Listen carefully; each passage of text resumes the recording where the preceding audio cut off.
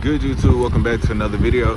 Hey man, today's video is going to be top 10 reasons why you should buy a first gen SRT8. My car is running pretty loud right now, so I'm going to turn it off for y'all real quick.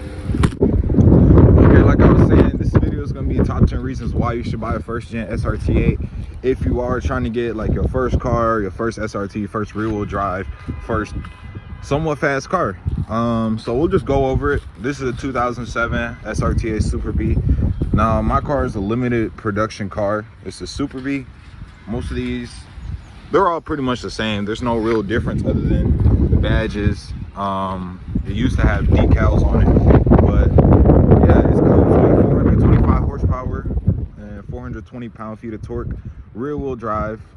The car comes with 4 pistons on the front, 4 piston Brembo's on the rear. I made the switch out for a 6-piston Hellcat, calipers and rotors, and on my car right now I got OEM Hellcat wheels, 275 40/20 in the front, 275 40/20 in it. Oh my bad, 275 40 in the front, 295 40/20 in the back. And I just like the stance of the car. I'll show y'all. Most people run 275s all around, but the 295 in the back just make the back stick up a little bit more. Right now for my suspension, I got on police shocks from Police Pursuit. The front I got coilovers, but eventually I'm gonna swap out both of these for a new set of coilovers. But I'm just running around the car right now, just letting y'all know what comes with the car. It comes with a 6.1 Hemi. Don't mind my engine bay, it's dirty, and yeah, we'll have to clean this up. I do want to make another video of me detailing the whole car, engine bay and the interior, showing y'all how it's held up, how many miles I got on the car, and from 2007 to now, what's been done to the car and how long it's stayed up. But that's gonna be another video. Let's jump straight into the video. First thing I want to talk to you guys about is the price on these. For 2006 to 2010, you usually can find these, like when I was looking, they mostly were going around for like 10,000 upwards to 15 if they were in really good condition. Now you can find these all over from 5 to 10,000. So definitely a good car to purchase for the price. You'll go and try to find a BMW 335i or even a 530i or just another 4-door sedan with some power to it, and you'll be paying like 15 to 20. Cars are going up, but for some reason these prices have been staying around 5 to 10. 5 will probably mean you got to do some work, water pump, head gasket or some shit, but you can find a good running one for around 10,000. So if you do find one, that's a good price. I would go with it.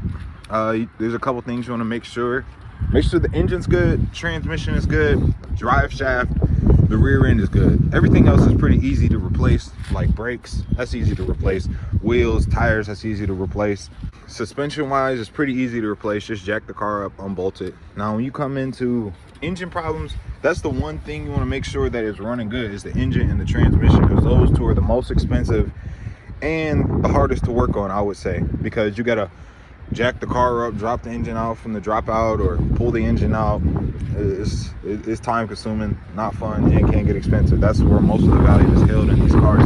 You'll find these cars with blown engines going for like $5,000. Second thing is looks. The looks on these cars, I say I like the look of these cars. I mean, yeah, they're a little bit outdated, but they do share some of the more modern features, like the window shape, the roof.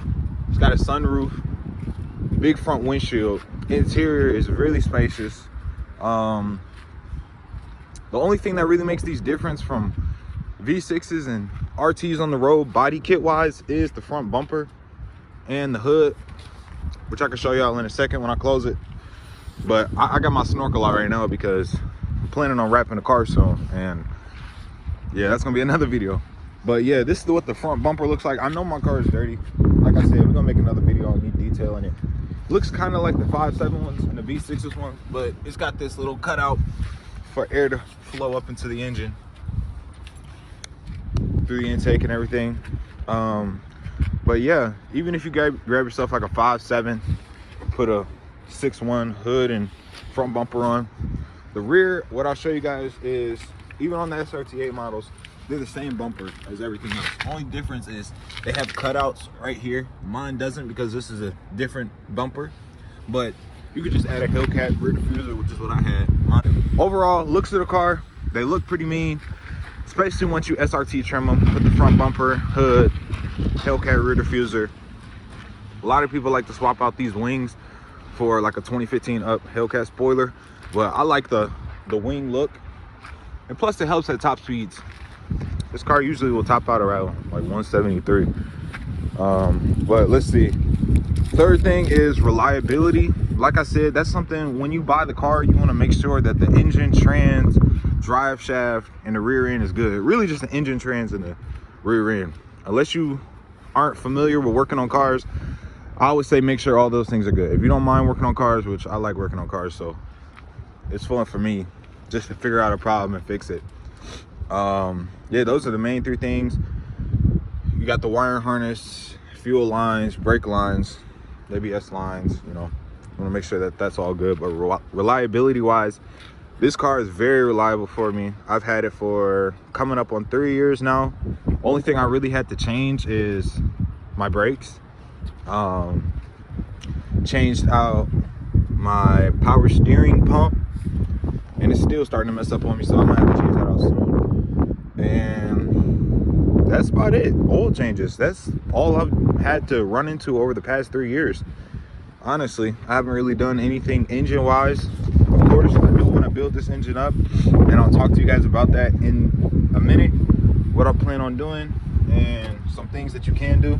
But reliability wise, just the front brakes, oil changes, gas, of course, top three easiest things. Changing out your shocks is pretty easy on this car. You just got 3 bolts right there.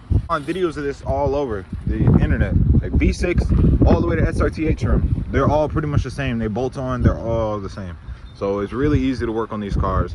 And there's probably a lot of these in the junkyard, and parts are interchangeable. Like you could put V6 shocks on here, 5.7 shocks on here, SRT shocks. You can put Hellcat shocks on here. You can put Hellcat suspension on here.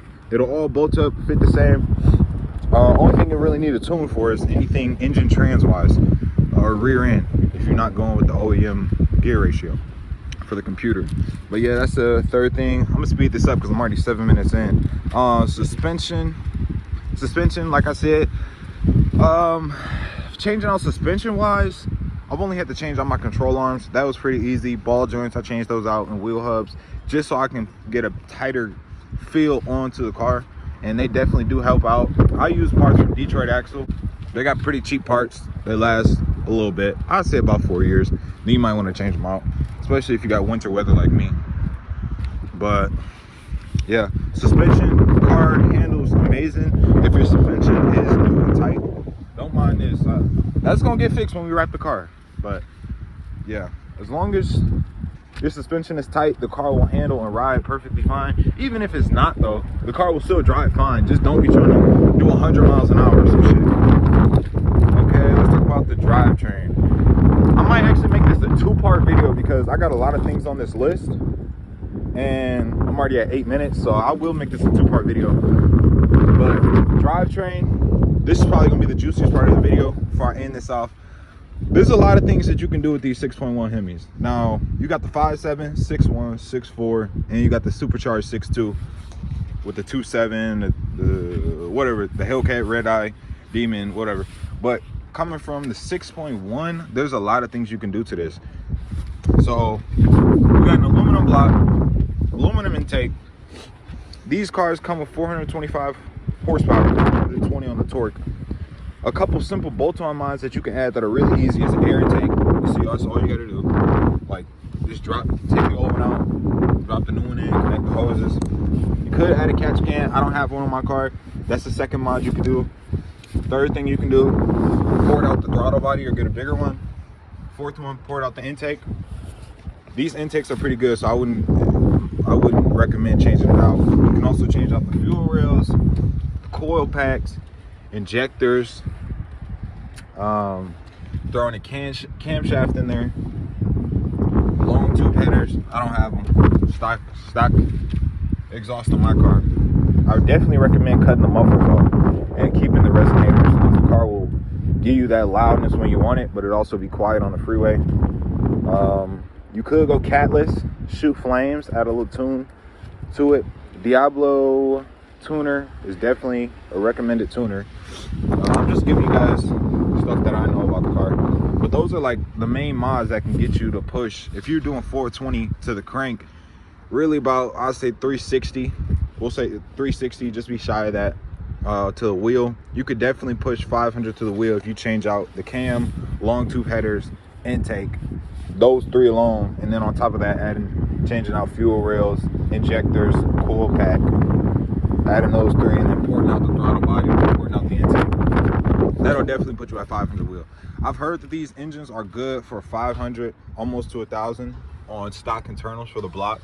So what my plans was to eventually get a Hellcat supercharger adapter kit, even though I'm already planning on building a Hellcat, you feel me? If you watched the last video, you know. But taking off this intake, Hellcat adapter kit, put the Hellcat supercharger on there, you could be pushing about, literally Hellcat numbers, about 650 to the wheel just by adding that on top of the other things. You definitely could build these cars up to be nice. The NAG 1 transmission out of the Mercedes Benz, where that came from, they're pretty beefy, 5-speed automatic. The drive shaft, pretty good. You can also swap that out. Now the rear end, I got this out of a 14 SRT8, so it's a 306 get rag. And from 2006 to 2008, they used a 306 open diff. 2009, 2010, all the way to 2014, they used the same diff, which is 306 limited slip differential. So if you do have an older model, 2006, 7, or 8, look for a 2009 to 2014, because those LSD pretty beefy. I burnt tires a lot on this car. I slid around, and obviously in closed courses and shit, but rear end has definitely held up for me. Engine has always held up for me. Trans always held up for me. Never had any issues with it. I've got around 130,000 miles on the engine, trans. Rear end, I think that's only got, I don't really know. The guy told me it had like 40,000, but I don't know. But that's gonna be the end of the video for part 1. I'm gonna make a part 2 and talk about another 5 things that you should know, or 5 reasons as to why you should get one of these cars. They're super fun. For 10 grand, you cannot beat it. Even if you don't got the cash, get your credit up, build it up, go finance one of these. I financed one of these for 3 years, was paying $350 a month. That's what a good credit score. Really, I think like 330 or some shit was the principal. But if you do this for 4 years, you could be paying $220, and it's a $10,000 car. Save up, pay it off. Definitely a good first car if you are looking for one, rather than going to get a damn Impala paying shit. You go to any dealership, they'll try to charge you $10,000 for that. You'll be paying on that for 4 years. So why do that when you can go pay $10,000, get a private sale, go to credit union, go to a bank, do $10,000 right there, and you got you a fun car, 4 doors, rear wheel drive. You can have fun. So hopefully y'all did enjoy today's video. Don't forget to drop a like, comment, and subscribe, and I'm gonna catch y'all in the next one. Peace.